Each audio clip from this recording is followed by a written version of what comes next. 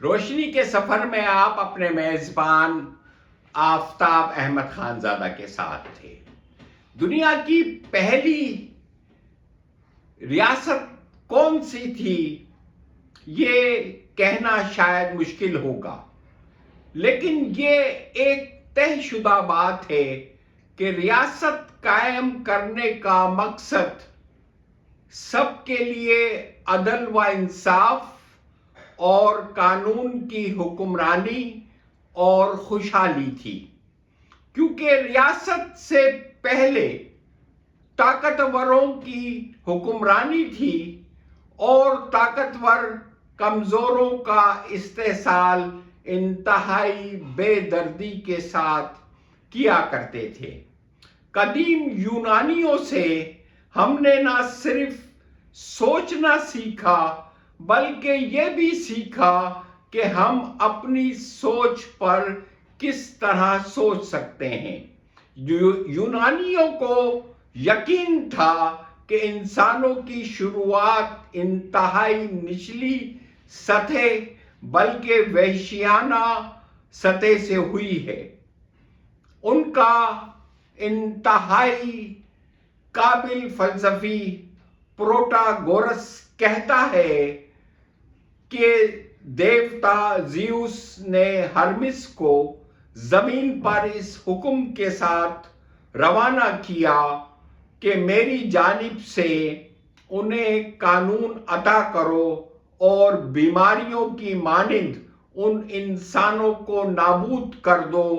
جو کہ شرافت، سلیقہ بندی اور عدل کو اپنا نہیں سکتے۔ تصور یہ تھا کہ انسانوں کی تعلیم اور ان کی ترقی قوانین کے ذریعے ہو سکتی ہے، اور تہذیب کا سارا دار و مدار اسی پر ہے، کیونکہ اس کے ذریعے سے اخلاقی اور سماجی خوبیاں عام ہوتی ہیں۔ ڈچ فلسفی اسپونزا کہتا ہے، ریاست کا کام افراد کو کنٹرول کرنا نہیں ہے اور نہ ہی لوگوں کو ڈرا دھمکا کر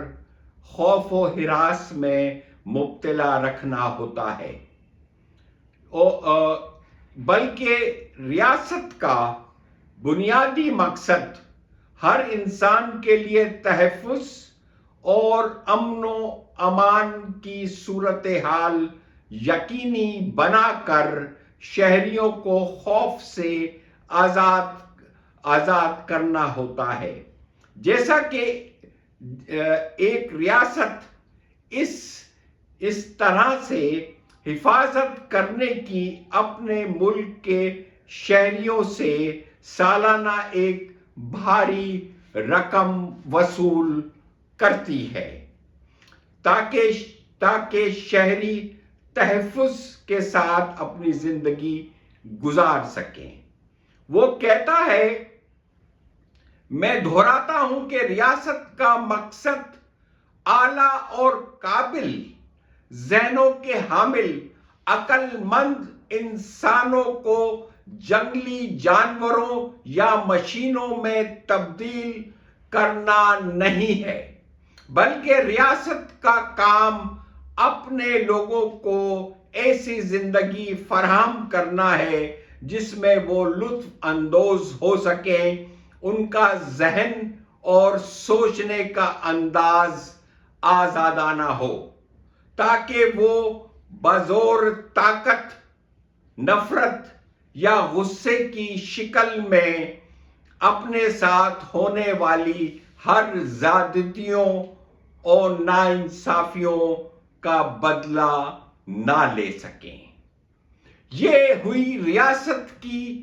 وہ تعریف جو قبل از مسیح سے لے کر آج تک کے تمام فلسفی، ماہر نفسیات اور ماہر سماجیات کرتے آئے ہیں۔ جب ہم اس تمام تعریفوں کی روشنی میں اپنے ملک کی طرف نظریں دوڑاتے ہیں تو معاف کیجیے گا بدقسمتی سے ہمیں کوئی اس تعریفوں میں سے کوئی ایسی چیز نظر نہیں آتی جس کی ہم تعریف کر سکیں کہ ہماری ریاست انہی اصولوں پر چل رہی ہے۔ یاد رکھیں، ریاست کا کام خوشحالی،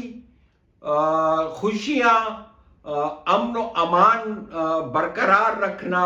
ایک مضبوط سیاسی نظام دینا اور اداروں کی مضبوطی ہے۔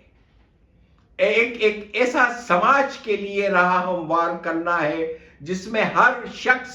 چاہے اس کا تعلق کسی بھی رنگ و نسل اور مذہب سے ہو، وہ آزادانہ طور پر ریاست کی خدمت کر سکے۔ ریاست کا کردار ایک ماں کی طرح ہوتا ہے۔ وہ اپنے تمام شہریوں کو اپنی اولاد کی طرح سمجھتی ہے، اسی لیے پھر شہری اپنی ماں سے محبت کرتے ہیں۔ ہمیں اس بات پر بہت زیادہ غور کرنے کی ضرورت ہے کہ اگر ہم اس تعریفوں پر پورا نہیں اتر رہے تو کہاں کمی ہے اور کہاں ان کمیوں کو دور کرنا ہے۔ یاد رکھیے، اگر ہم ان کمیوں کو دور نہیں کریں گے اور ریاست کا مقصد پورا نہیں کریں گے تو ریاست کمزور سے کمزور سے کمزور سے کمزور تر ہوتی چلی جائے گی، اور نتیجہ کیا ہوگا